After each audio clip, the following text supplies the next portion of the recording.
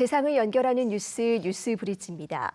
이 반려동물과 함께하는 인구가 1,500만 명을 넘어섰습니다. 이 반려동물이 대부분 사람보다 수명이 짧다 보니 이별로 인한 상실감도 상당하다고 하는데요. 이 펫로스 증후군이라는 말까지 생겨났는데 어떻게 극복하면 좋을지 조지훈 펫로스 상담가와 이야기 나눠봅니다. 어서 오세요. 안녕하세요. 예, 심리학을 전공하셨는데 이 펫로스 상담 전문으로 하게 되신 이유가 있을까요? 2009년에 제가 11살짜리 반려견 다롱이를 갑작스럽게 떠나보내게 되었는데요. 그 당시에 이제 갑자기 경련을 보이다가 숨을 거두면서 굉장히 힘든 시기를 저도 보냈었습니다.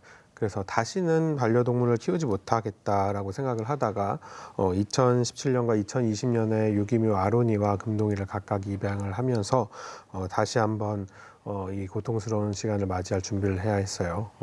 그러다 보니 어쩌면 심리상담가인 나 자신이 이것을 나중에 극복해야 하기도 하지만 나와 같은 이런 고통을 겪고 있는 내담자, 상담을 받고 있는 분들은 이제 내담자라고 하거든요. 그런 내담자분들의 마음을 돌봐드리고 제가 그 슬픔을 조금은 이겨내고 다시 삶으로 돌아왔던 것처럼 도와드릴 수 있지 않을까 해서 5년 전부터 펫로스 상담을 전문으로 하는 상담실을 시작을 하게 되었습니다. 예, 그렇다면 이 반려동물을 잃고 겪게 되는 펫로스 증후군이 얼마나 심각한 문제입니까? 흔히들 생각하시기를 반려동물이 죽어서 슬프고 힘든 것이라고 알고 계신 경우가 많아요. 특히 이제 비반려인 같은 경우는 이게 그렇게까지 힘들 일인가라고 생각하시는 분들도 많은데요. 정말 그렇게까지 힘든 경우가 많이 있습니다. 우리가 우울증이라고 부르는 이제 주요 우울 장애의 진단 기준이 우울감이나 무기력감, 수면 문제, 자살 사고 같은 그런 증상들이 이제 2주 이상 지속이 되는지 여부에 달려 있는데요. 실제로 펫로스 증후군을 겪고 계신 분들 중에 이런 진단 기준에 부합되는 분들이 많이 있습니다. 2019년에는 실제로 50대 여성분께서 사망한 반려동물을 묻어주러 나가셨다가 숨진 채로 발견되시는 안타까운 일들도 있었고요. 우울증뿐만 아니라 PTSD라고 부르는 외상 후 스트레스 장애를 호소하시는 분들도 많이 있습니다.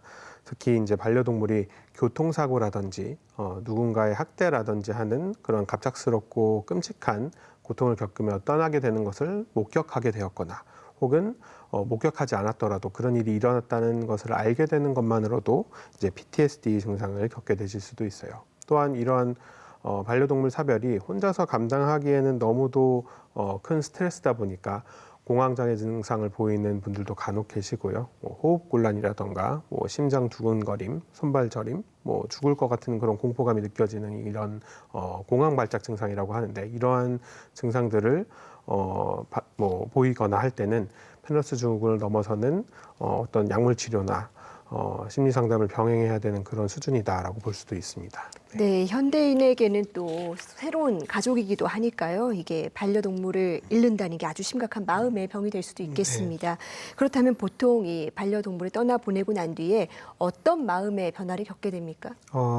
반려동물 사별 이후에 가장 먼저 겪게 되는 것은 이제 죽음이 일어났다라는 사실을 회피하고 부정을 하게 되는 것입니다. 2단계에서는 이제 모든 게 악몽이었으면 좋겠다. 그냥 꿈을 꾸고 일어나면 모든 게 원래대로 돌아왔으면 좋겠다라는 그런 감정들을 느끼게 되는데요. 차츰 이것을 받아들이고 나면 죄책감이라는 감정들이 또 찾아오게 되고 그래서 산책을 더 많이 시켰어야 했는데 건강 관리를 더 잘 해주었어야 하는데라는 그런 생각들과 또 고통들이 찾아오게 됩니다. 그 이후에는 또 주변인들에 대한 그런 분노감이라든지 그리움 같은 감정들도 겪게 되고요. 이러한 감정들이 한바탕 지나가고 나면 또 현실에 적응하는 문제들도 이제 마주하게 됩니다. 회사도 다녀야 하고, 아이들도 돌봐야 하고, 다른 가족이라든지 친구들도 만나야 하고, 그렇게 새롭게 바뀐 환경들을 적응하고 나면 반려동물과의 관계가 다시 재정립되면서 앞으로의 삶을 이제 살아가게 되는 것이죠. 반려동물이 떠나간 것은 슬프고 괴로운 일이지만 행복하고 따뜻했던 기억들이 나를 살아가게 할 수 있구나라는 것을 이제 마지막에는 받아들이면서 그렇게 극복을 하게 됩니다. 네, 이 복잡한 감정들을 잘 정리하는 게 중요할 것 같은데요. 그렇다면 이 펫로스 상담은 어떤 식으로 이루어집니까? 이 사별 상담에 있어서 대가이신 이제 윌리엄 워든이라는 박사님이 계십니다. 이분이 이제 사별에서 가장 중요한 과업 4가지를 이제 정립을 하셨어요.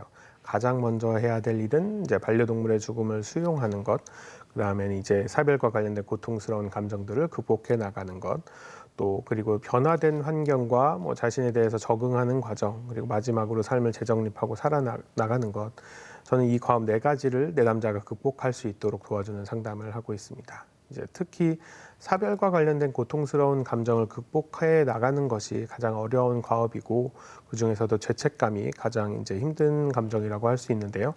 반려동물의 보호자는 이제 자신이 잘못하고 뭔가 잘해주지 못했던 부분에 대해서만 이제 터널 시야라고 부르는 그런 좁은 시각을 가지고 바라보는 경향이 있거든요. 그래서 이런 좁은 시각에서 벗어나서 내가 잘못하고 뭔가 잘해주지 못했던 점도 분명히 있었지만 그렇지 않은 부분도 있는 보호자다. 완벽한 보호자가 되지는 못했지만 그래도 어느 정도 노력했던 보호자로 나를 평가해야 되지는 않을까라고 생각할 수 있게 돕고 있습니다.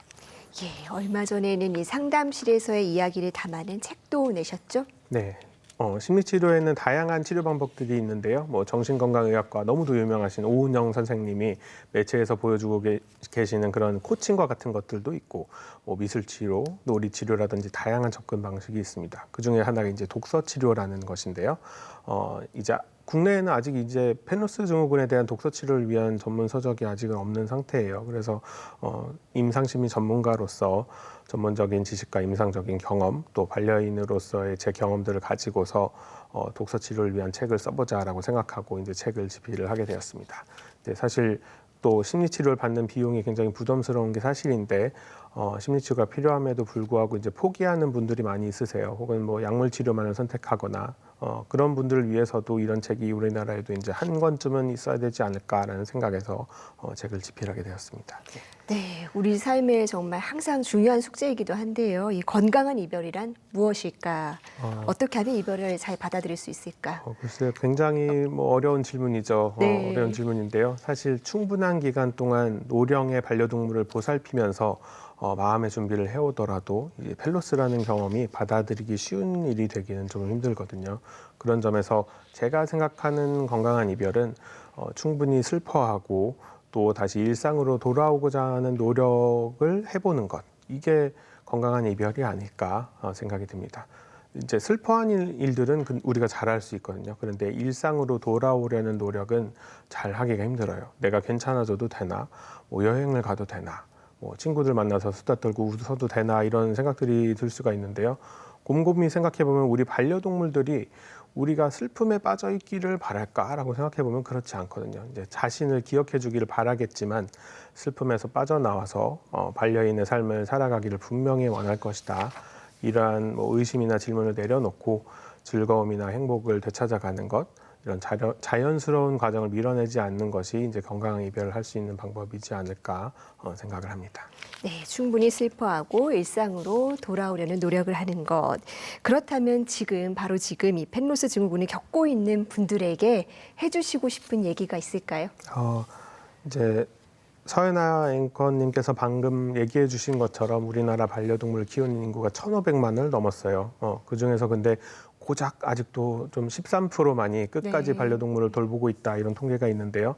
유기동물과 관련된 이런 사회적인 문제, 뭐 비용이 굉장히 심각하잖아요. 그래서 반려동물이 죽었다고 유난을 떤다라고 비난할 것이 아니라 끝까지 돌본 것만으로도 이제 위로와 칭찬을 받을 자격이 충분히 있다라고 저는 생각을 합니다. 뭐 어떤 방식으로든 끝까지 돌본 반려인이시기에 기꺼이 이제 펠로스 증후군을 겪을 자격이 있다라고 저는 그 말씀을 좀 드리고 싶습니다. 네, 모든 상실이 또 그렇지만 감정에 충실하고 좋은 의미와 추억을 떠올리는 것이 이 마음의 문제를 극복하기 위해서 중요한 과정이 될 것 같습니다. 오늘 말씀 잘 들었습니다.